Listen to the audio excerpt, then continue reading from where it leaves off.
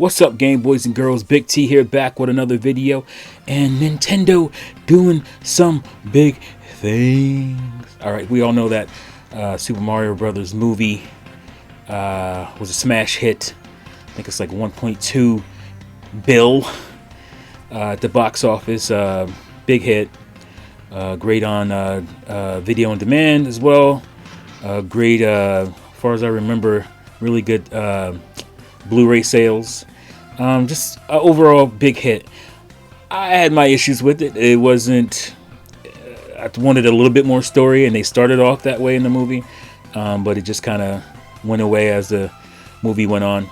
But still a success. I'm still happy with the movie itself. But I've always wanted. Well, I won't say always wanted. I wanted that Zelda movie, especially after Ocarina of Time released. And then a few years later, we got the Lord of the Rings movies. After the first one, I was like imagining what Zelda would look like in that realm, with that ilk, with that background, with those visuals and that kind of setup. And well, I don't know if it's going to be that, but we're getting a live-action Zelda movie, which is crazy to think of. Years ago, I'm talking like 2005-ish. I don't know if you guys know, I'm a creative person. I wrote a treatment. I think it's about 30-something pages for a Zelda movie. If you know what a treatment is, basically a treatment is the movie from beginning to end without dialogue, just kind of like scenarios, like action set pieces throughout the movie itself. So usually it's around 30 to 40 pages for a 2-hour movie or so. And I was trying to find it before I did the video. I think it's in the attic. Let's see if I can find it. I'm gonna end up pulling everything out here. Trying to get to this. I have a ton of these. I'm just gonna pull it out. Whatever. I have a ton of these composition notebooks. Composition notebooks are my friend. I love these things, and a lot of my ideas throughout my entire life, not just recently, would go into these. And I had a green one, and I can't find it somewhere, with the Legend of Zelda's treatment in it that I did eons ago. And that's just because I had the time to do it, and I felt like doing it, and I wanted to see what it was like. If you guys don't know, I went to film school, and so that kind of thinking was already implanted in me. So I was thinking, if I was to do a live-action Zelda movie, how would I do it? And the main premise was Ocarina of Time. At that time, that was like a good jump-off point, because you got like an origin story, a nice coherent origin story for Link. But at this point, I wouldn't go that route. I would partially go that route, but I would go with more of what Breath of the Wild did. And a lot of people, it's funny because a lot of people think there's no story, blah, blah, blah, blah. But there's enough in there to where you can surmise what happened, what's going on with Link. So I would go with that route where he's kind of a squire in the Hylian army, or Hylian army, however you pronounce it. He works. He's not quite a fighter himself, a warrior or a knight himself, but he works for one. He makes sure his weapons are ready to go. He, saddles his horse, all that kind of stuff. He's kind of a, I don't want to say servant, but he is a understudy type of character.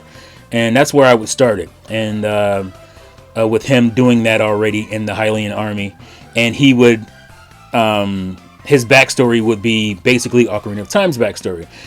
Somewhere in the movie itself, maybe he's talking to Zelda at some point later in the film. He talks about his origin, how he doesn't know where he came from, other than the fact that he was raised by Kokiri. He was raised in the Kokiri forest with the Kokiri, and his mother basically left him there. He doesn't know exactly what happened with her, and he never fit in because he was the boy with no fairy. as all Kokiri boys or kids have a fairy. He never got one, and so he never felt like he was part of them. And he would go on to leave and try to figure out who he was, what his path was. He knew that he was Hylian, so he went and worked his way into the Hylian regiment, and as a squire, hoping to find out his origins. And that's where I would go with that. Maybe you get a flashback here or there when he's talking about him being a Kokiri boy in the forest. But I wouldn't start there the way I would have before. I like the idea of he's learning. He's working for a knight, basically.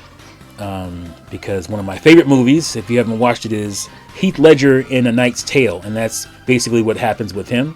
He's working for a knight. That knight dies. And he basically kind of takes over his identity.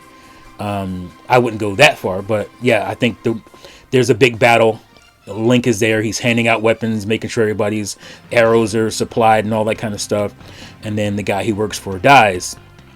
And then he has to step up, basically, at that point, because I would think the battle would be like with the Gerudos and Ganon.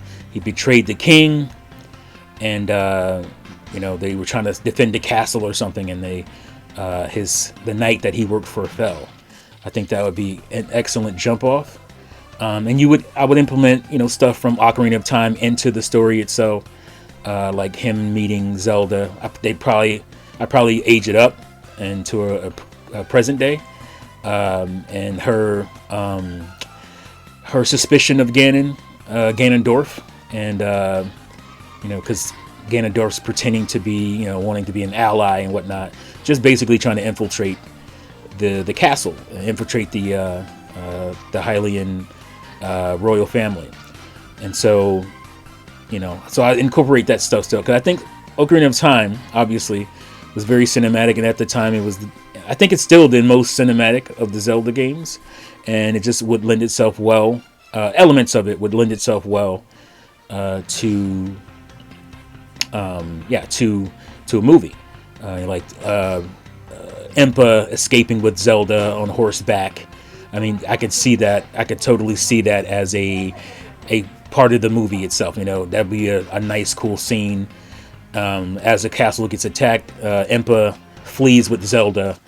And I don't know if she throws in the ocarina in this version, in the movie version, but maybe so. I wouldn't call it Ocarina of Time. I would just call it, obviously, just The Legend of Zelda.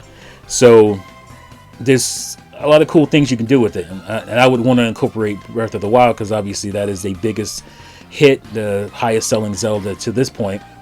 And that world will be really fresh in the minds of a lot of gamers.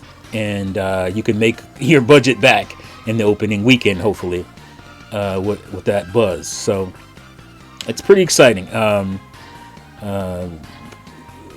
If Zelda is successful, I'm sure we'll see more. I'm sure we're definitely going to see more Mario movies. Maybe Donkey Kong even gets his own solo thing. But obviously, the live action Zelda movie could lead to a live action Metroid movie, which everybody wants. So, and that would be cool. That would definitely be cool to see. But yeah, this is exciting times. I never thought I'd see the day, but I wasn't sure if I'd ever see the day that we get a live action A Legend of Zelda movie. That's cool. And hopefully, like I said, with the influence of my treatment at the time was Ocarina of Time and the Lord of the Rings movies. Those were huge, and me figuring out what I would like to see. So yeah, that's it. Let me know what you guys think in the comments below. Would you also do you like my idea? My origin tale, if you will, not dwelling on it, not spending so much time on it, not actually starting the movie with that origin tale, but starting the movie with Link as a late teenager, working for a knight in the Hylian army, and he takes that hero's journey after his mentor dies, And I think that would be a really cool jump off. But yeah, let me know what you think in the comments below. Thank you again for watching and listening, and I'll see you fools next time. Peace out.